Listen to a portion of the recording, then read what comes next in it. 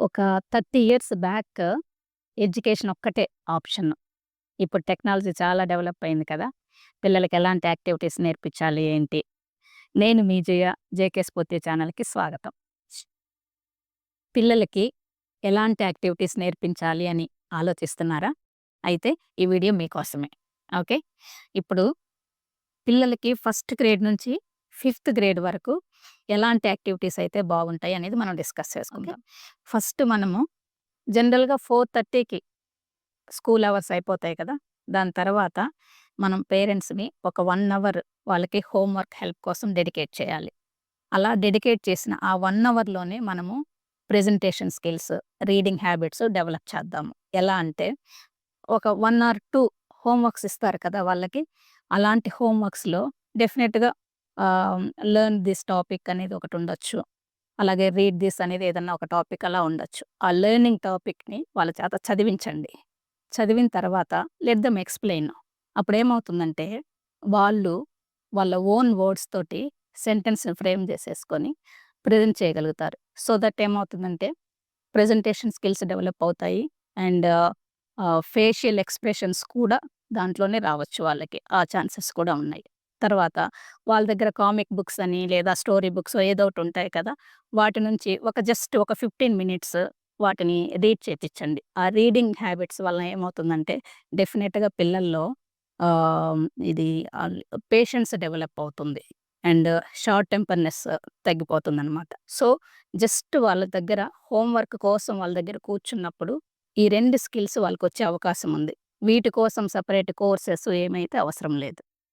ఇప్పుడు ఈ హోంవర్క్ తర్వాత మార్నింగ్ ఒక 1 అవరు, ఈవినింగ్ ఒక 1 అవరు మనం డెడికేట్ చేయాలి పిల్లల కోసం. ఎలాగంటే ఆహ్, ఫస్ట్ గ్రేడ్ నుంచి ఫిఫ్త్ గ్రేడ్ వరకు అంటే 5 ఇయర్స్ ఉంటుంది గదా! ఈ 5 ఇయర్స్‌లో మార్నింగ్ 1 అవర్ అంటే 5 యాక్టివిటీస్, ఈవినింగ్ 1 అవర్ అంటే ఇంకొక 5 యాక్టివిటీస్. టోటల్ ఒక 10 యాక్టివిటీస్ మనం వాళ్ళకి ప్లాన్ చేయాలి. ఎలా అంటే మార్నింగ్ 1 అవర్‌లో జనరల్‌గా ఎలా ఉంటే బావుంటుందంటే మెంటల్ యాక్టివిటీస్ అంటే లాంగ్వేజెస్ కానీ, లాంగ్వేజెస్ అంటే మళ్ళీ అకాడమిక్స్‌లో వచ్చే ఇంగ్లీష్, తెలుగు, హిందీ ఇవి కాకుండా ఇంకేదైనా other than these 3 Indian languages, foreign languages అట్లా లాంగ్వేజెస్ ప్లాన్ చేయొచ్చు. చెస్ ప్లాన్ చేయొచ్చు. మ్యూజిక్ ప్లాన్ చేయొచ్చు. యోగా, ఎక్సర్‌సైజెస్ ఇట్లాగా 5 ఇయర్స్ ఫస్ట్ గ్రేడ్ నుంచి ఫిఫ్త్ గ్రేడ్ వచ్చేసరికి ఒక 5 యాక్టివిటీస్ వాళ్ళ చేతిలో ఉంటాయి. అలాగే ఈవినింగ్ టైమ్‌లో ఫిజికల్ యాక్టివిటీస్ ప్లాన్ చేస్తే బావుంటుంది. ఆ హోంవర్క్ అంతా అయిపోయిన తర్వాత.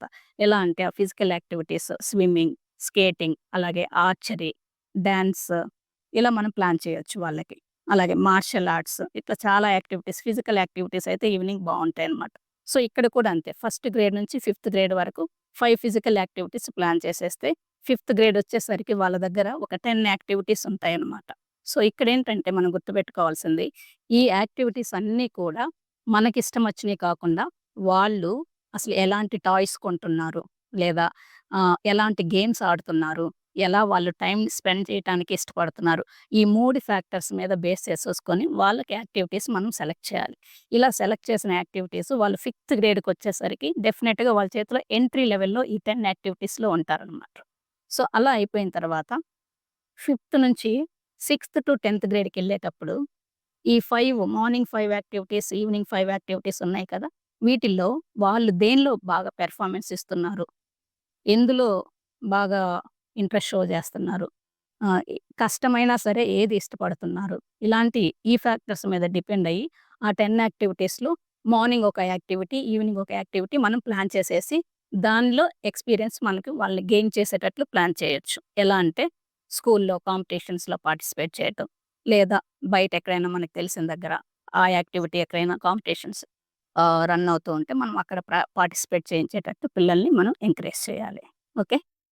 ఇక 11థ్, 12థ్ కాలేజ్‌కొచ్చేస్తే వాళ్ళ ఓన్ ఇంట్రెస్ట్‌లు కొన్నుంటాయి. అంటే ఇప్పుడు ఫ్రెండ్ సర్కిల్ రావటము, సరౌండింగ్స్ వీటి ఎఫెక్ట్ వాళ్ళ మీద ఉంటుంది. వాళ్ళ ఓన్ ఇంట్రెస్ట్ మీద వాళ్ళేదైనా ఒక యాక్టివిటీ నేర్చుకోవాలి అనుకుంటే, దాన్ని కూడా మనం నేర్పించొచ్చు. సో, ఫైనల్‌గా 12థ్ క్లాస్ అయిపోయేసరికి వాళ్ళ చేతిలో ఈ స్కిల్స్ అన్నీ ఉంటాయన్నమాట. మార్నింగ్ ఒక 1 అవర్ మనం ప్రాక్టీస్ చేయించాం కదా! ఒక యాక్టివిటీ, అదొక యాక్టివిటీ ఉంటుంది. ఈవినింగ్ యాక్టివిటీ ఒకటుంటుంది. ఇవి 2 కాకుండా వాళ్ళలో రీడింగ్ స్కిల్స్, ప్రెజెంటేషన్ స్కిల్స్, అలాగే లిజనింగ్ స్కిల్స్ ఇవన్నీ డెవలప్ అయ్యుంటాయి. తర్వాత వాళ్ళ ఓన్ ఇంట్రెస్ట్‌తో నేర్చుకున్న ఇంకొక యాక్టివిటీ వాళ్ళ చేతుల్లో ఉంటుంది చదువుతో పాటుగా. సో, ఈ అన్ని యాక్టివిటీస్ చదువుతో పాటుగా ఉన్నప్పుడు రేపు మనం చెప్పలేము ఏ యాక్టివిటీ వాళ్ళకి ఇన్‌కమ్ సోర్స్ అవుతుందో. సో, అలాంటప్పుడు మనం ఏం చేయాలంటే ఈ 12థ్ కానీ, 12థ్ తర్వాత కానీ వాళ్ళు ఏదైనా ఇన్‌కమ్ సోర్స్‌గా క్రియేట్ చేసుకోవాలనుకుంటే ఈ పర్టిక్యులర్ యాక్టివిటీలో రేపు వాళ్ళే ఎంప్లాయర్ అవ్వచ్చు. ఏదైనా ఒక కన్సల్టెన్సీ లాగా ఓపెన్ చేసుకోవచ్చు. అలాంటప్పుడు డెఫినిట్‌గా ఎలాంటి బిజినెస్‌కైనా మార్కెటింగ్ అనేది కూడా మనం నేర్చుకోవాలి. Digital marketing. ఆ కోర్స్ కూడా నేర్చుకొని చేతిలో పెట్టుకుంటే ఆ స్కిల్ కూడా డెఫినిట్‌గా ఏ ప్రాబ్లమ్ లేకుండా మోర్ దెన్ 2 ఇన్‌కమ్ సోర్సెస్‌తో వాళ్ళు లైఫ్‌ని లీడ్ చేయొచ్చనమాట. సో, ఇలా చక్కగా లైఫ్‌ని ప్లాన్ చేసుకొని మంచి యాక్టివిటీస్‌ని పిల్లలకి మనం ఫస్ట్ నుంచే ప్లాన్ చేస్తే బాగుంటుంది. సో, ఫ్రెండ్స్, ఈ వీడియో మీకు నచ్చినట్లయితే లైక్ చేయండి, షేర్ చేయండి. అలాగే కంటెంట్ యూజ్‌ఫుల్ అని అనిపిస్తే అలాగే ఫస్ట్ టైమ్ చూస్తున్నట్లయితే ఛానెల్‌ని సబ్స్క్రైబ్ చేయండి. Okay. Me Jaya from JK స్ఫూర్తి ఛానెల్. Thank you.